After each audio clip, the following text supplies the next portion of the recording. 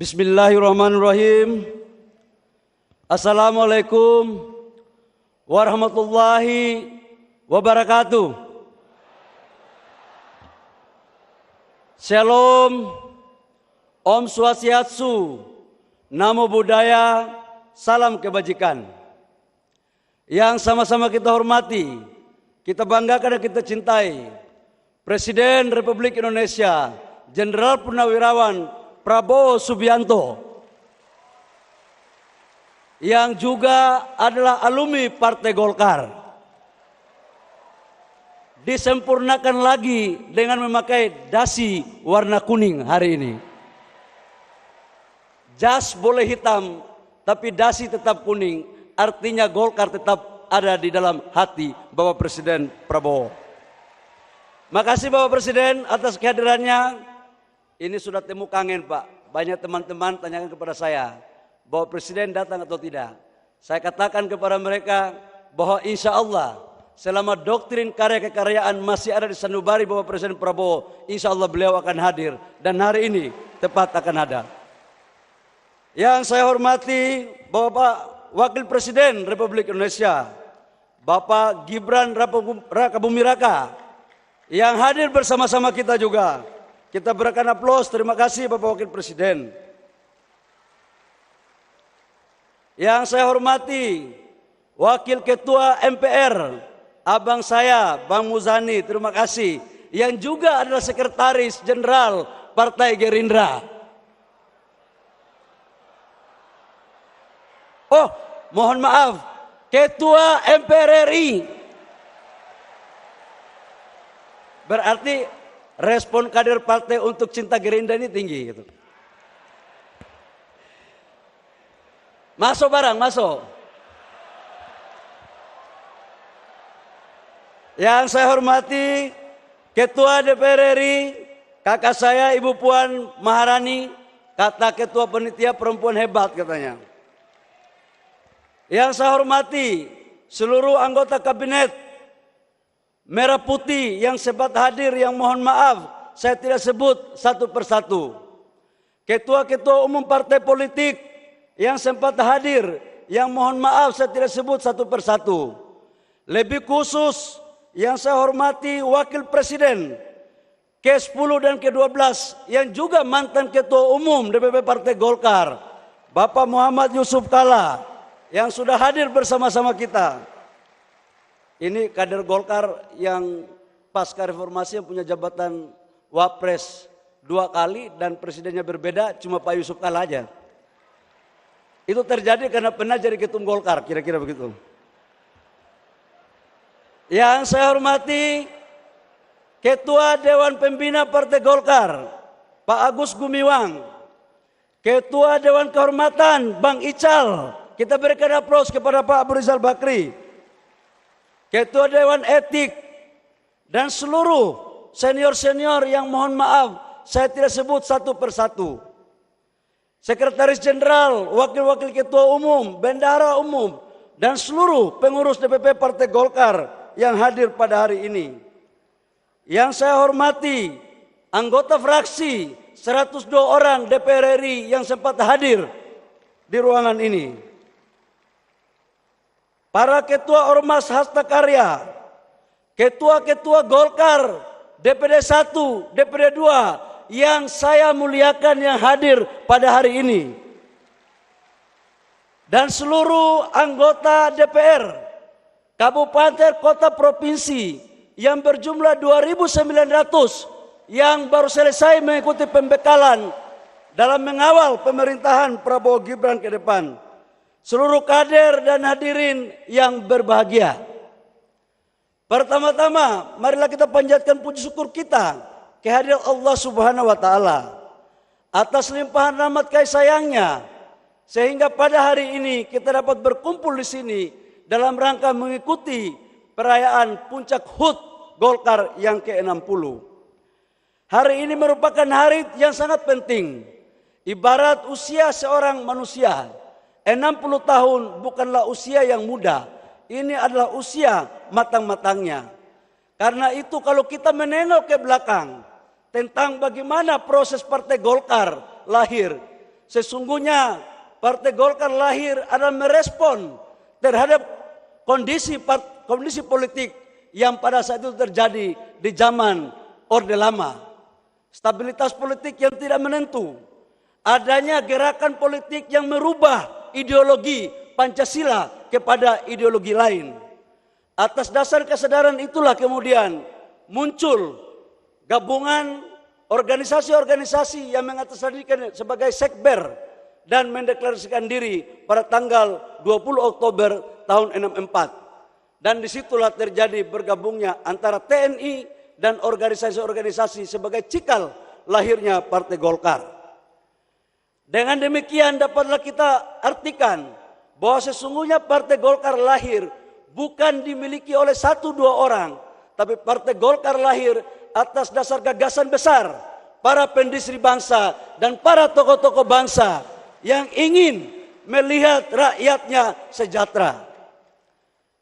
Proses kemudian terjadi pada tahun 71, Golkar menjadi peserta pemilu. Golkar dulu terkenal dengan jalur ABG. Ada sipil birokrasi, Golkar dan TNI. Mampu mengawal proses pemerintahan selama 32 tahun. Kita tahu di awal Orde Baru, inflasi kita di bawah kurang lebih sekitar hampir 600%. Pengangguran di mana-mana, pangan susah, lapangan pekerjaan yang kita butuh, dan pertumbuhan ekonomi kita yang tidak baik. Alhamdulillah, selama 30 tahun lebih, Partai Golkar bersama-sama pemerintah mampu merubah pola pikir dan kondisi ekonomi bangsa, di mana pertumbuhan ekonomi kita kurang lebih di atas 8%, dan kita mampu melakukan swasembada pangan, serta inflasi kita terjaga dengan baik, saudara-saudara sekalian. Di zaman Orde Baru juga kita pernah melakukan ekspor minyak 100 barel, 1 juta barel per day. Ini adalah sebagai bentuk daripada kedaulatan energi. Namun apa yang bisa kita lihat, kekuatan bangsa kita tidak hanya disegani di kawasan Asia Tenggara, tapi juga disegani di dunia. Bahkan terkenal bahwa Indonesia adalah macam Asia. Golkar lahir untuk mengawal proses pembangunan. Golkar lahir untuk menentukan dalam rangka mewujudkan apa yang dicita-citakan oleh para pendiri bangsa tentang kesejahteraan, tentang pendidikan, tentang kesehatan. Bapak Presiden, hadirin yang berbahagia, di akhir masa kepemerintahan Orde Baru, kita lihat bahwa negara kita juga mampu bersaing secara teknologi di bawah pimpinan B.J. Habibie. Namun pertanyaan yang muncul adalah, apakah negara-negara tetangga atau negara di luar itu ikhlas dan senang melihat Indonesia maju? Saya katakan bahwa proses itu belum betul-betul mereka senang kalau negara kita maju. Apa yang terjadi? Krisis ekonomi melanda negara kita pada tahun 98. Yang diawali dengan krisis ekonomi berujung pada persoalan krisis politik. Mahasiswa yang waktu itu juga salah bagian daripada mahasiswa meminta pergantian pemerintah. Dan tidak hanya di sana, Golkar pun diminta turut untuk dibubarkan. Ini adalah fase-fase yang berat Bapak Ibu semua. Tapi kita diuntungkan, kita mempunyai kader-kader patriot, kader-kader Partai Golkar yang negarawan, kader Partai Golkar yang mempunyai kecerdasan, kemampuan komunikasi politik yang dipimpin langsung oleh Ketua Umum Bang Akbar Tanjung. Kita lihat Bapak Ibu semua, di sini adalah fase perubahan baru bagi golongan karya bertransformasi menjadi partai politik. Ini adalah pertama. Dan di tahun 99, kalau kita melihat banyak rakyat di pelosok-pelosok, di kota-kota, saya pernah melihat waktu itu masih mahasiswa, Bang Akbar memimpin kampanye dengan tokoh-tokoh Golkar yang lain. Sempat dari bis ke bis, dari jalan tol ke jalan tol, menghadang mereka. Tapi daya patriotisme, kemudian Golkar mampu keluar menjadi partai pemenang pada pemilu tahun 99, saudara-saudara semua.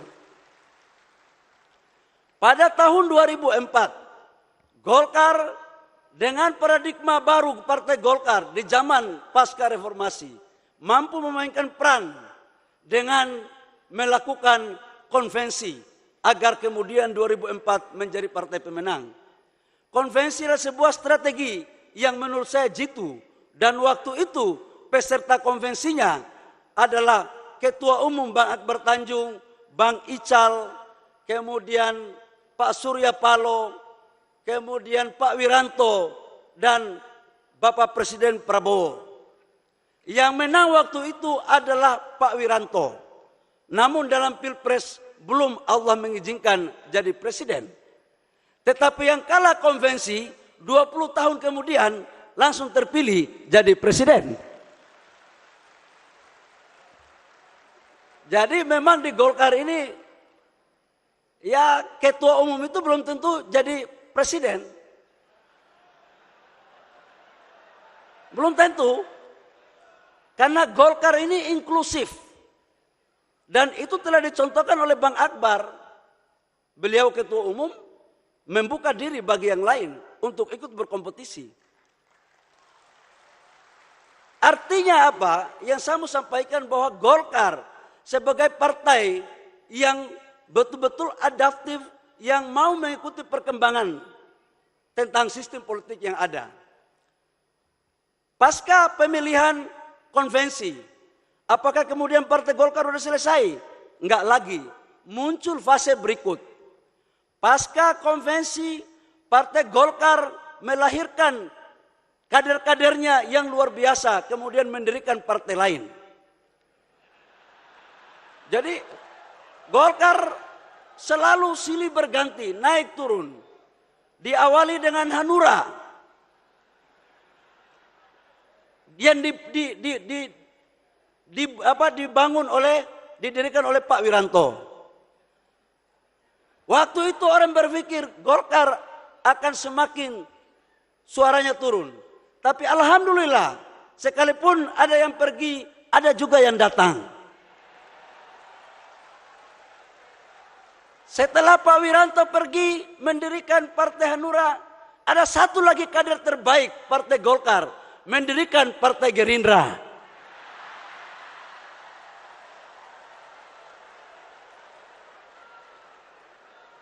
Belum berakhir, Partai Gerindra pergi, satu lagi kader terbaik Partai Golkar mendirikan Nasdem. Bagi Golkar adalah itu hal yang biasa-biasa saja. Karena Golkar sebagai ibu kandung menganut mazhab doktrin karya kekaryaan. Golkar menghargai perbedaan pilihan kader-kader Partai Golkar. Karena sesungguhnya Golkar adalah gudang daripada kader-kader yang berkualitas.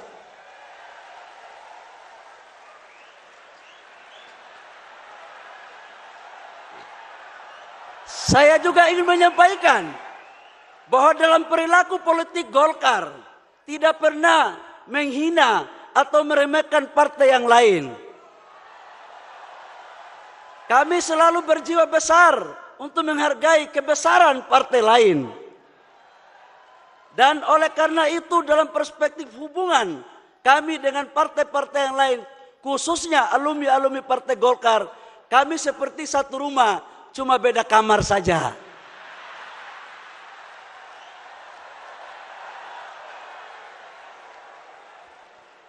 Yang namanya satu rumah pasti keluarga. Cuman itulah perbedaan.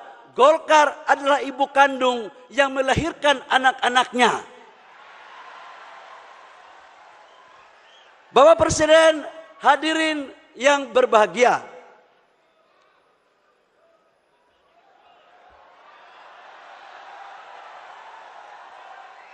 Pasca reformasi dan pasca transisi Golkar, kemudian di tahun 2024 adalah tahun politik.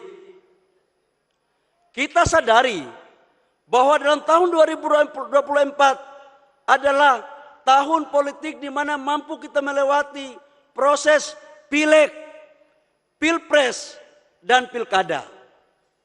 Khusus untuk pileg, alhamdulillah Partai Golkar selalu ada pada garda terdepan untuk memperkuat fondasi-fondasi dukungan dengan melakukan konsolidasi internal dan eksternal. Khusus untuk konsolidasi internal, melakukan konsolidasi struktural dari tingkat DPP, DPD 1, DPD 2, kecamatan, desa, sampai dengan tingkat RT. Tidak hanya melakukan konsolidasi, juga mampu memberikan diklat-diklat, training-training sebagai bagian daripada kebesaran Partai Golkar. Dan alhamdulillah, hasil daripada pileg, Golkar mampu meraih suara sebesar 102 kursi di DPR RI. Kami nomor 2, Bapak Presiden. Kami nomor 2, ya di bawah dikit PDIP, di atas dikit Gerindra. Kami di tengah-tengah saja. Dan ini mencerminkan. Tetapi untuk DPR Kabupaten Kota, izinkan kami Bapak Presiden dan seluruh ketua-ketua umum partai lain, bahwa Golkar menang di 15 provinsi dan sekaligus menjadi ketua DPR provinsi. Dan menang di 300 lebih kabupaten kota dengan total jumlah anggota DPR Kabupaten Kota sebesar 290 dan yang terbanyak dibandingkan dengan partai-partai yang lain. Dan malam hari ini semua mereka ada di sini Bapak Presiden.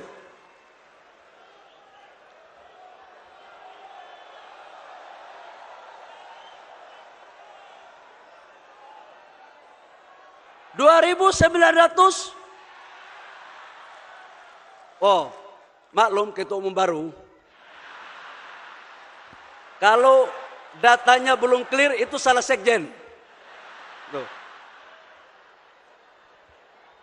Bapak Presiden dan hadirin yang saya hormati, terkait dengan Pilpres, alhamdulillah Golkar bersama-sama Partai Gerindra dan Partai Koalisi telah bersepakat untuk mencalonkan pasangan calon presiden pada saat itu Prabowo Gibran dengan nomor urut 2. Golkar dan Partai Koalisi yang lain bersama-sama bekerja keras untuk memenangkan pasangan kita untuk menjadi presiden dan wakil presiden.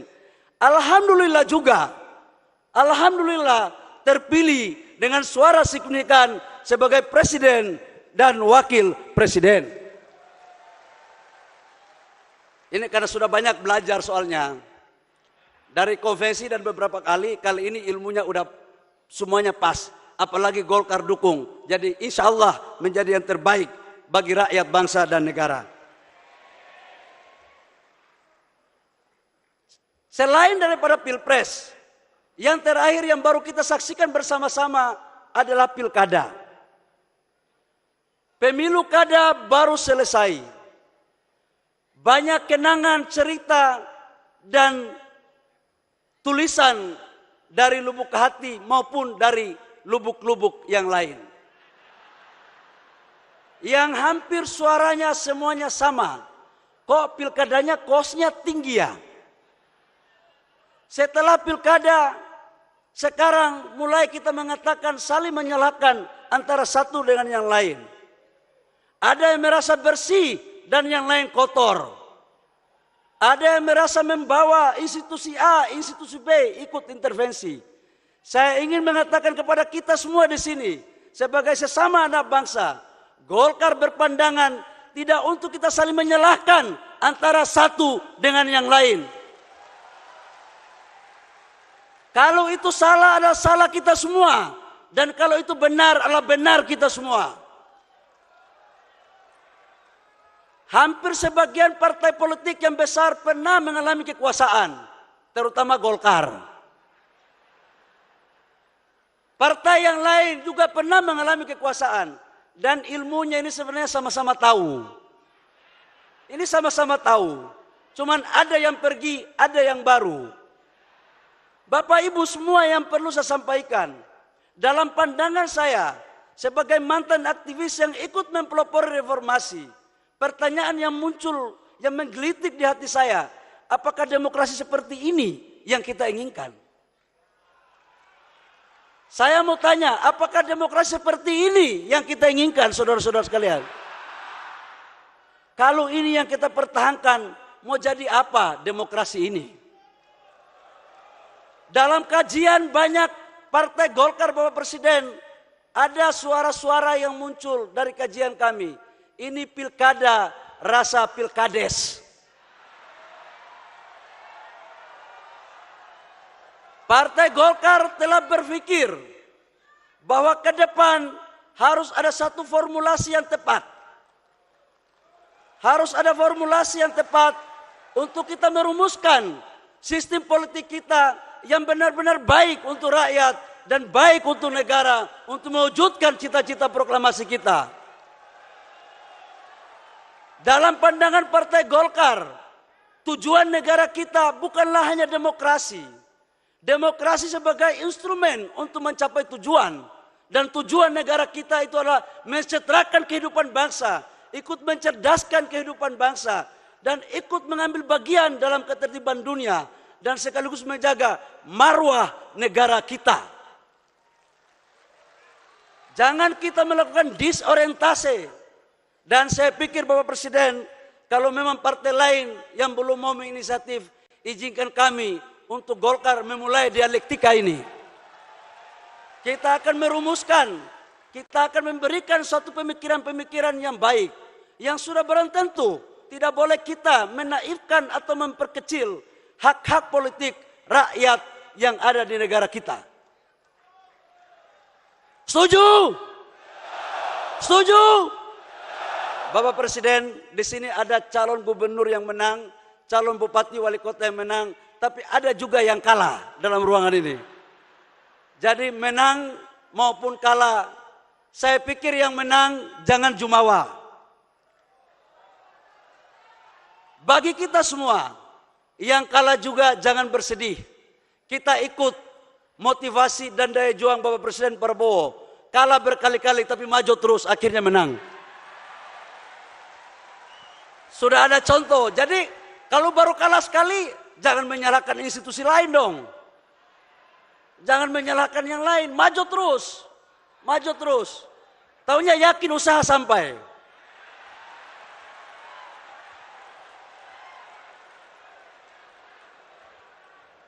Jadi kita harus, Partai Golkar harus betul-betul mampu memainkan peran.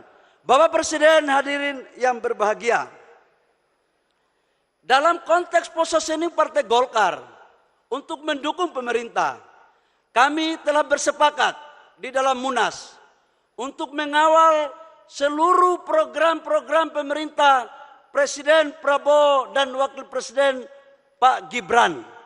Terutama dalam aspek cita, minimal ada 4 program terkait dengan kedaulatan pangan, energi, hilirisasi, dan makanan bergizi. Bagi Partai Golkar ini sejalan dengan roh, gagasan, dan tujuan partai. Hanya dengan hilirisasilah mampu kita menciptakan lapangan pekerjaan, mampu meningkatkan pertumbuhan ekonomi, dan mampu melakukan penetrasi terhadap pemerataan pertumbuhan ekonomi. Kedaulatan pangan dan kedaulatan energi merupakan kebutuhan bangsa. Dan satu hal Bapak Presiden, Partai Golkar sangat menghormati, mengagumi, dan mendukung penuh terhadap makanan bergizi. Karena inilah cita-cita daripada amanat Undang-Undang 45 untuk mencerdaskan kehidupan bangsa. Dalam perspektif itulah kemudian kami ucapkan terima kasih kepada Bapak Presiden Prabowo dan Wakil Presiden Pak Gibran Rakabuming Raka yang telah mempercayakan kepada kader-kader terbaik Partai Golkar untuk duduk di anggota kabinet. Dalam hitungan kami ada 7 menteri, ada 8 menteri yang Bapak jadi pembantu Bapak Presiden. termasuk Ketua Umum Golkar. Ada 8, ada 1 jabatan setingkat menteri, gubernur tanpa pilkada, yaitu Gubernur Lemhanas. Ada 3 wakil menteri. Ini semua terjadi karena membuktikan kualitas kader Partai Golkar untuk membantu Bapak Presiden dalam rangka mewujudkan apa yang menjadi cita-cita visi besar dalam konteks pembangunan rakyat, bangsa, dan negara. Dalam konteks ke depan, karena sudah memasuki 60 tahun, Golkar selalu mengambil inisiatif dan selalu berevolusi untuk menatap ke depan. 2029 masih 4 tahun atau menjelang 5 tahun lagi. Tapi bagi Golkar menata lebih baik dari sekarang itu jauh lebih baik. Karena itu kami berpandangan bahwa jumlah pemilih usia 17 tahun sampai 50 tahun itu usianya kurang lebih sekitar 73%. Jadi pemilu ke depan 73% pemilih adalah usia 17 sampai dengan 50 tahun. Golkar akan selalu berpikir untuk membuat strategi merekrut anak-anak muda sebanyak-banyaknya, anak-anak milenial dari ujung tifuk bangsa kita dari Aceh sampai Papua. Ini sebagai bentuk daripada inklusivitas kita untuk bagaimana mendorong dengan tetap mengedepankan asas-asas proses rekrutmen kaderisasi yang baik. Di samping itu juga kami menargetkan agar target kita ke depan menambah kursi Bapak Presiden. Dari 102, ya 100 lebih 2 sedikit lah Bapak Presiden. Kita tahu bahwa harus di angka psikologis. Di angka psikologis. Dan dari mimbar ini juga kami ucapkan selamat kepada Partai Gerindra sebagai pemenang pilkada untuk di tingkat provinsi yang sangat luar biasa sekali. Tetapi Golkar ada di urutan kedua. Kita dua-dua saja nggak apa-apa. Nggak boleh terlalu mendahului, nggak boleh juga ketinggalan terlalu banyak, gitu. Karena Golkar itu penyeimbang untuk kebaikan kita semua. Saya pikir hanya itu Bapak Presiden yang perlu kami laporkan dan kami menyampaikan pada acara HUT ke-60 ini. Akhir daripada sambutan saya ingin mengajak kita untuk menandakan yel-yel. Kalau saya katakan Golkar solid, Indonesia, kita coba cek. Golkar! Golkar! Di sebelah sini belum kompak. Golkar! Indonesia! Indonesia! Indonesia! Bapak Presiden, ini bentuk gelar pasukan bahwa mereka ini ada pada garda terdepan untuk mengawal pemerintahan Bapak Presiden Prabowo dan Bapak Wakil Presiden. Demikian yang perlu kami sampaikan pada kesempatan yang berbahagia ini. Kiranya kami memohon kesediaan Bapak Presiden untuk memberikan pengarahan kepada junior-juniornya. Karena saya lihat dari tadi Bapak Presiden sangat nyaman karena rasanya kembali ke rumah beringin seperti semula.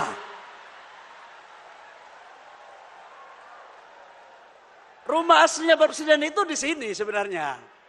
Tapi nggak usah kita lanjutkan. Insya Allah kita selalu bersama Bapak Presiden pemerintah untuk mewujudkan kesejahteraan rakyat. Demikian, terima kasih. Kurang lebihnya mohon maaf. Wabillahi taufiq wal hidayah. Wassalamualaikum warahmatullahi wabarakatuh.